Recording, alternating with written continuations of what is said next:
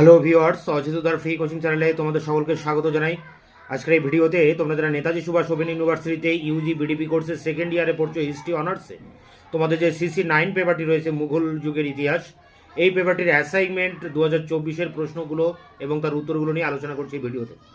দেখো, এখানে 10টি প্রশ্ন এসছে এবং প্রতিটা প্রশ্নের মান 2, অর্থাৎ 20 নম্বরের পরীক্ষা।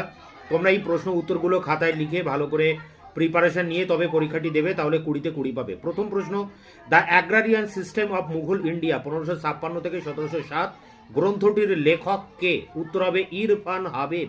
পরেরটি দেখো, ঘরঘরার যুদ্ধ 1529 কাদের মধ্যে হয়েছিল? উত্তর হবে মুঘল ও আফগানদের মধ্যে হয়েছিল।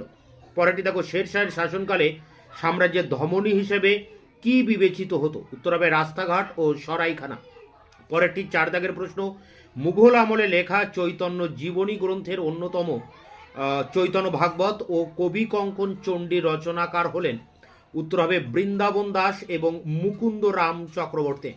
পরেরটি দেখো, হুমায়ুন নামার লেখক কে ছিলেন? উত্তর হবে গুলবদন বেগম। পরেরটি কার অনুমতি ক্রমে ইংরেজরা সুরাটে তাদের প্রথম কুঠি স্থাপন করেছিল? উত্তর হবে জাহাঙ্গীর। পরেরটি আকবর মাহজার নামা ঘোষণা করেছিলেন কেন? উত্তর হবে উলেমাদের আধিপত্য খর্ব করার জন্য। পরেরটি মুঘল আমলে ক্রোরি বলতে কাদের বোঝাতো? উত্তর হবে ভূমি রাজস্ব আদায়ের কর্মচারী। পরেরটি দেখো, 9 দাগে মনসব কথাটির অর্থ কি? উত্তর হবে পদমর্যাদা। শেষ প্রশ্ন দেখো, 10 দাগের প্রশ্ন, পোলজ জমি বলতে কি বোঝায়? উত্তর হবে যে জমিতে প্রতি বছর চাষ হয়। তো এই ছিল তোমাদের CC9 পেপারটির 10টি অ্যাসাইনমেন্টের কোশ্চেন অ্যান্সার তোমাদের সামনে তুলে ধরলাম। তোমাদের 5th পেপারটির অ্যাসাইনমেন্টের অ্যান্সার আমি ইতিমধ্যে দিয়ে দিয়েছি, তার লিঙ্ক দেওয়া থাকবে ভিডিও ডেসক্রিপশন বক্সে, তোমরা ভিডিওটি দেখে নিও।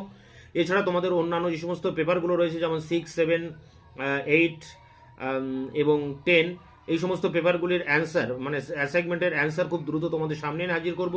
ততক্ষণে তোমরা চ্যানেলকে সাবস্ক্রাইব করে রাখবে, বন্ধুদের কাছে শেয়ার করবে। ভিডিওটি ভালো লাগলে অবশ্যই একটা লাইক দেবে।